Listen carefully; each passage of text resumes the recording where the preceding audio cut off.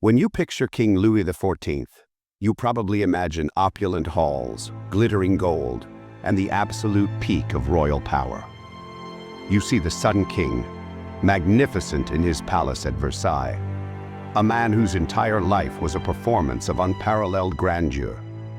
His home wasn't just a palace, it was the envy of the world, a symbol of divine right and exquisite taste. But what if I told you that behind this glittering facade, the king himself lived in a state of filth that would make most of us cringe? What if the golden halls of Versailles, a palace with over 2,000 rooms, often reeked of human waste, and its grand courtyards were far from pristine? Forget the glamour. Today, we're pulling back the velvet curtains to expose the disgusting, jaw-dropping truth about King Louis XIV's bedroom and the unbelievable squalor of his daily life. Let's start with the absolute basics of hygiene. Bathing. For most of us, a daily shower is just part of the routine. For King Louis XV, it was practically a medical emergency. In the 17th century, a strange and dangerous belief was common among doctors, that bathing in hot water was a gateway to disease. They thought that submerging the body would open the pores, allowing deadly illnesses to seep into the bloodstream. This fear was so real that full immersion baths were incredibly rare among the nobility. While claims that Louis took only 2 or 3 baths in his entire 77-year life are likely exaggerated, they weren't a regular event by any means, and were usually only done on a doctor's order. So how did the most powerful man in Europe stay clean? Well, he didn't, at least, not in any way we'd recognize. His morning routine was a sort of dry bath.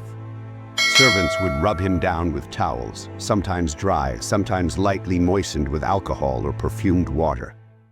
He'd wash his hands and maybe splash his face, but that was about it. The hygiene was so different from our standards that one Russian ambassador bluntly described the king's aroma as being like that of a wild animal. This wasn't just a royal eccentricity, it was the norm for the aristocracy.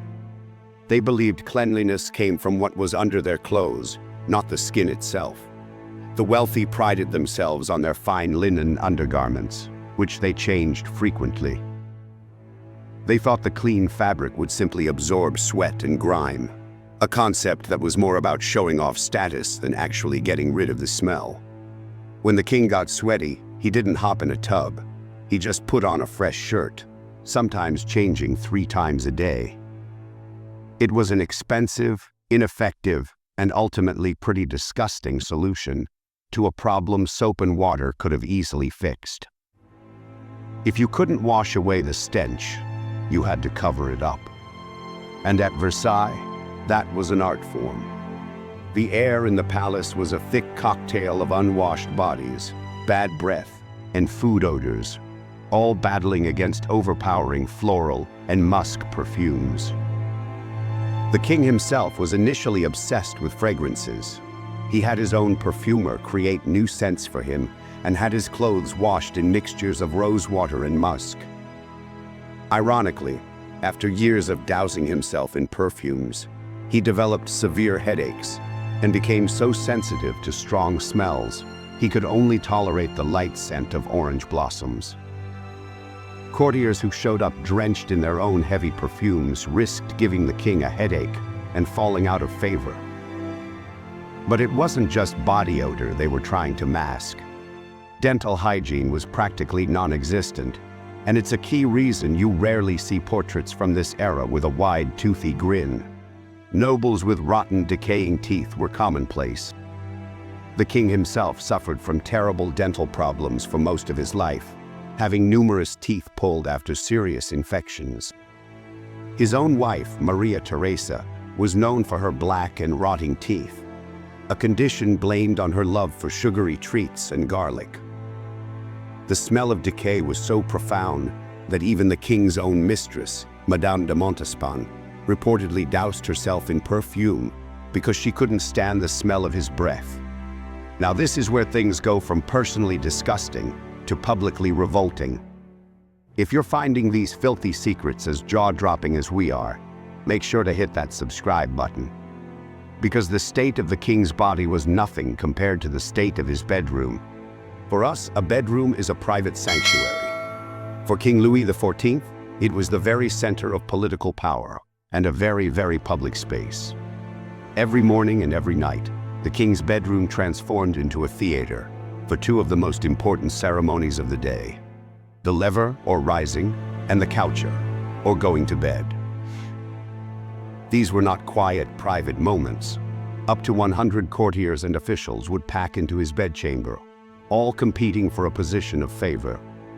Being invited was the ultimate status symbol. The whole thing was meticulously staged. The most privileged guests, the ones granted the grand entrées, would get to see the king being woken by his valet at 8 a.m. They would watch as his doctors examine him. And then came one of the most bizarre rituals of royal life. With his audience of high-ranking nobles watching, the king would conduct his morning business on his chaise percée, a commode chair, which was basically a seat with a chamber pot underneath. Just imagine that scene. The most powerful man in the world, on his toilet, surrounded by the highest-ranking men in France, all of them pretending it's perfectly normal, because being there was a sign of their incredible importance. The formal removal of the royal chamber pot was part of the public ceremony. From there, the rituals continued. Nobles would be given the great honor of handing him his shirt or adjusting his cravat. Everything, from getting dressed to saying his prayers, was a performance designed to reinforce his absolute power and the rigid hierarchy of the court. Privacy, as we understand it, simply didn't exist for the king. He did have a more private bedchamber for actually sleeping, but the ceremonial bedroom was where the business of being a monarch was performed. This room, with its gilded railing separating the common courtier from the sacred space of the royal bed, was the ultimate symbol of his power. A power so total that even his most basic bodily functions became a public spectacle. If the king's personal habits were questionable, the state of the Palace of Versailles itself was an outright assault on the senses. For all its visual splendor, Versailles was notoriously filthy. The palace was built on a former swamp which gave it an inescapable dampness and smell from the start. Now, add up to 10,000 aristocrats, servants, and visitors living in close quarters with almost no modern plumbing, and you've got a recipe for an environmental nightmare. The biggest problem was waste.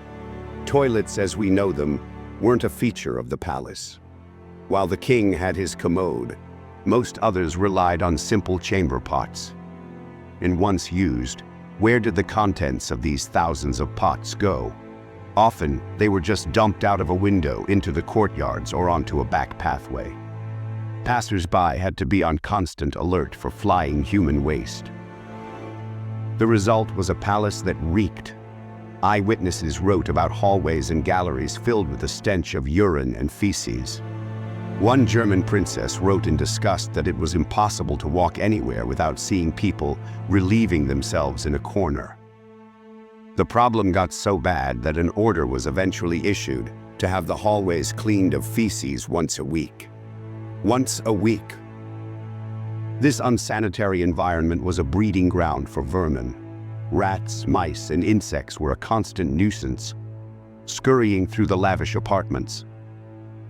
The combination of filth, pests, and thousands of unwashed bodies created a stench so powerful, so uniquely awful, that it became known as the perfume of Versailles. It was a mixture of sweat, urine, and fancy florals, the true gag-inducing scent of absolute power. From a king who was wary of water to a palace that struggled with basic sanitation, the reality of life at Versailles was a far cry from the gilded image we have today. The Sun King's bedroom wasn't a private retreat, but a public stage for political theater, where even the most intimate acts were performed for an audience. The entire palace, for all its architectural brilliance, was a testament to the fact that 17th century ideas of luxury had almost nothing to do with comfort or cleanliness. The opulence was a facade. The perfumes were a desperate mask. and the elaborate rituals were a way to project power over the underlying squalor. The disgusting truth is that behind the shimmer of gold and the rustle of silk, the court of King Louis XIV was a world of profound, inescapable, and jaw-dropping filth. Thank you for watching. If you want to uncover more shocking truths from history, don't forget to like this video and subscribe to the channel. We'll see you next time.